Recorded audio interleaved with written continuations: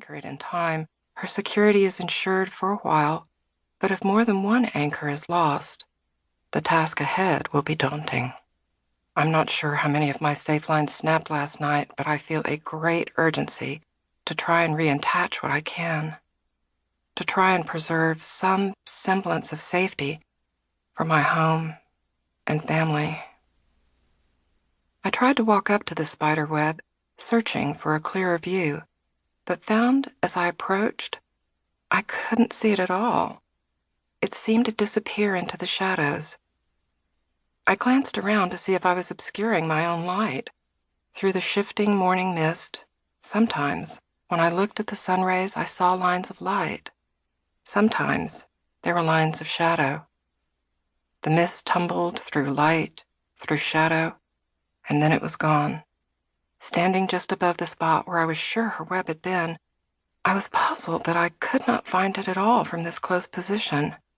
Clarity came from a distance. I stepped back and it appeared. I stepped forward and it vanished. As I changed my perspective, the web appeared, then disappeared, then appeared again. Somehow, knowing it was there didn't help me find it at all. I had to move away to regain the perspective I had lost. I needed to step back to understand what had happened last night. I needed to gain perspective. As I tried to center on this, my thoughts fell back to a few minutes before when I had wondered if I was obscuring my own light. In that moment, this question of simple physics began to spread wider and became abstract. I was obscuring my own light. I had been for years.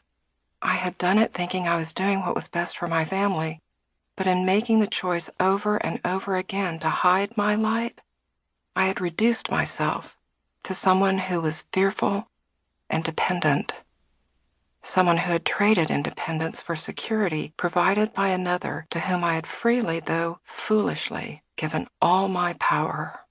In doing what I thought would make me safe, I had, in fact, made myself vulnerable. Deeply, frighteningly vulnerable. My marriage was in danger, and I realized in a moment of crystal clarity that I needed to find out who I was, why this was happening, and what, if anything, I could do to save it. The mist was moving on, and the sun peeked over the horizon behind me.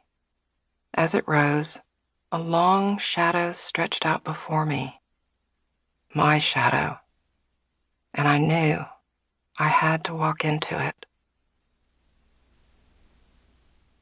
Form and formlessness. It's nice to be able to sit by running water.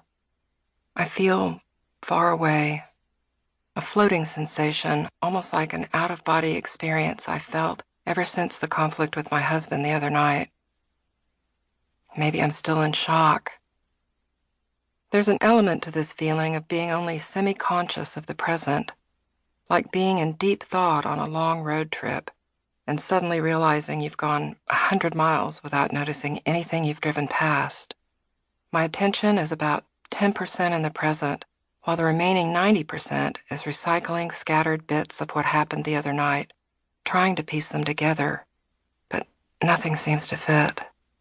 The thick morning mist is beginning to envelop me, and the cover it provides is comforting. As the sunlight finds its way through the leaves, it gives streaked, dappled form to the shapeless fog, as if its rays are trying to contain the mist, give it some kind of parameters. But it shifts and rolls with the slightest breeze, refusing to be contained in any way. So it is with my thoughts. My life. Rolling, tumbling, reaching out like a modern dancer trying to grab onto an invisible something, some fragment of understanding, only to have it disappear before I can get hold. If the light falls on me, will it give me form?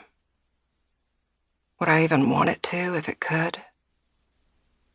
Here in this place of solitude and contemplation, I can be in the formlessness where I hope understanding resides, though I can't seem to find it.